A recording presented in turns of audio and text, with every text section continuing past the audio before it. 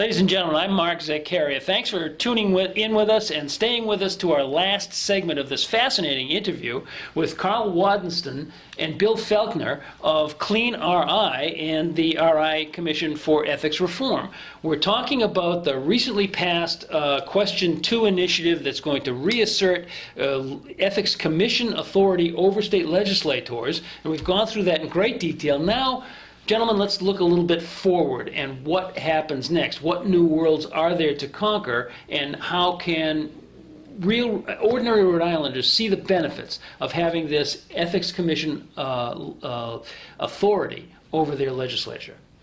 Well, if I may, firstly, as we said before, the first step is for the legislature to start taking advantage of the knowledge that's out there. Get the Ethics Commission in there, review what you can do, what you shouldn't do, and then ask for opinions. But now that we have a vibrant Ethics Commission, I think it's incumbent on the people out there, and especially the business community, to use it. You know, it's there to keep an even playing field. If you find that there's not an even playing field, contact somebody like me and or the Ethics Commission directly. These are the things that need to be brought out. For 7 years, we have not had an authority to dig into these things, and now that we do, we need to use it. So in addition to legislators having to come to grips with what their responsibilities are now that this authority has been reasserted, right, average individual Rhode Islanders should look around and understand that this new environment gives them the authority to go to a special interest group or direct to the Ethics Commission and say, hey, what's going on? Yeah, I've always said the Ethics Commission provides a function for not just the people, the regular taxpayers, but also the legislature. Because there's lots of people out there that are always going to make accusations, and this is a vetting process. And again, in Clean RI can step in and is considered this to be a vetting point. Because the business community, they see things, they know things, but it's very difficult for them to stick their neck out. Carl's a very rare exception. You have Alan Hassenfeld, John Hazen White, and Carl Wadenston, quite frankly, in the state. Those are the only three people that, I don't want to use the word courage because it infers the other ones don't, but they're bulletproof. Okay, or at least you feel it's bulletproof. But the point is that they've stood up against the tide. We're convicted. No, that's a bad word too, but we have conviction. Conviction, that's a much better one. But the point is that they know things, they see things, they understand the way things work, but they are not in a position to do something about it all the time. Carl's got a business to run. So come to somebody like Clean. We can vet these these situations, dig into them, find out really, is it a conflict or not, in our opinion, and once we determine if it were, then we take it to the Ethics Commission and they can push it forward.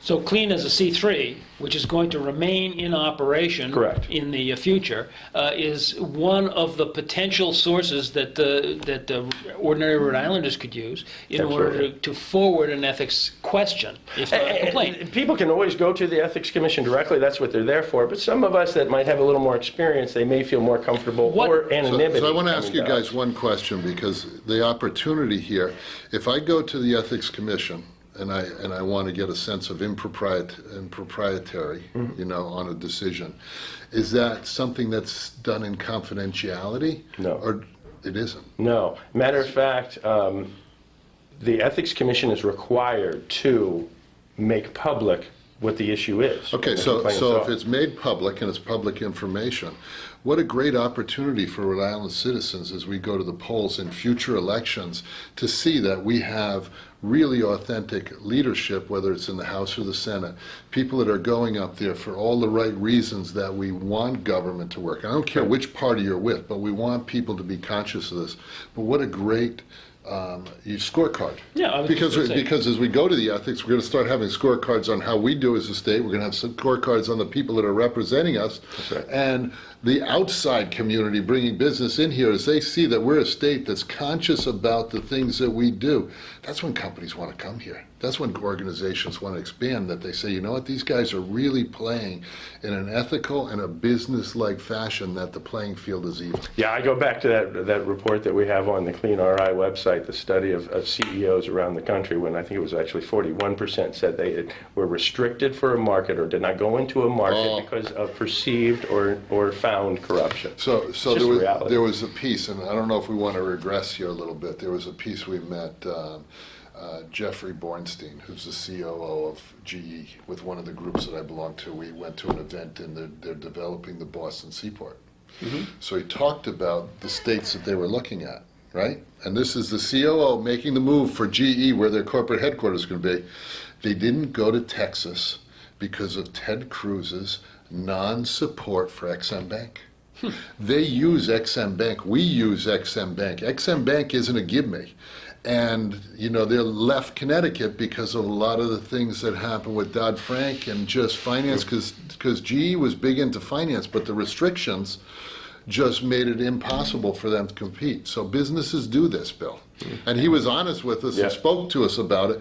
And we really do this because we want to support things that are fair for our businesses, but fair for the country as well. But you know, what happens in that situation, the business says, I'm not going to do it. But my job is still to do what I got to do, so they go over here. Well, that's where clean or somebody else can step in, because it still needs to be fixed. Carl's point in our first segment, that there are actual dollars and cents benefits for regular Rhode Islanders to having a more ethical state government is highlighted by that very thing. We will not get the likes of a GE unless and until we can give them the environment where they can do business and not have any of these excess costs sucked out of their overhead. Yeah, see, for the private sector, the association of the people that you sell to, the people you buy from, the people in your organization are a reflection of your core values. And, you know, companies that are big, whether it's GE, whether it's one of the big food companies, if they have you got to help me with Improprieties. Improprieties. But if they have that, you lose large market segments of people because people don't buy from just the company. They buy from the emotional connection of the company.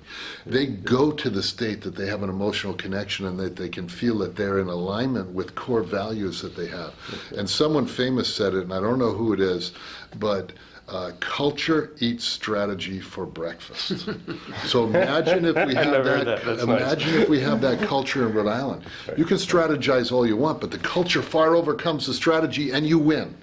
You've just done the opening lecture in Brand Development 101. There you go. And you know, and if I may, this is an issue that when you talk about, it's not obscure little things that are happening off the side. I mentioned Blue Cross and CVS before, wrapped up in that scandal. Let's not forget about the Three Stooges in North Providence. That was Stop and Shop. These are major companies, and if they have to be here, then they realize they have to play the game. We've got to change that game, and we've got to make an uneven playing field for everybody, so only those few that seem to have the money can get it done. Good. Well, that, in essence, then establishes your goal going forward for Clean RI, and probably in terms of brand development for what we as Rhode Islanders want to do in terms of the corporate culture of Rhode Island and making it into a place where it is a level playing field and where people can come in. And it's nice that we have Shaw's and Stop and Shop, but there are 5 other major chains that could be here and perhaps are not. And we all know what competition does to the market. Absolutely, that's what you want. absolutely. Yeah. So going forward, that looks exactly like what we're going to do. Now, I presume that you gentlemen are going to stay active in this fight, or at least observant in it. And Carl, I know you've got a business to run, but Clean RI is something that will be going forward. And well, the bill just passed. We'd like to see how it shakes out, but we certainly want to provide whatever experience we have to help people move forward. You've proven, however, that you can reestablish a coalition to go get something done if something needs to get done. And the important thing, Mark, is that the coalition disbands now because we came together on one item. Yep. Disband and circle around. Go ahead. No, that's great, but I have to wrap it up here. Gentlemen, it's been a fascinating discussion, and I thank you very much for your time. Ladies and gentlemen, stand by for Portsmouth's pundit, Jeff Richard, who will take us home with his commentary.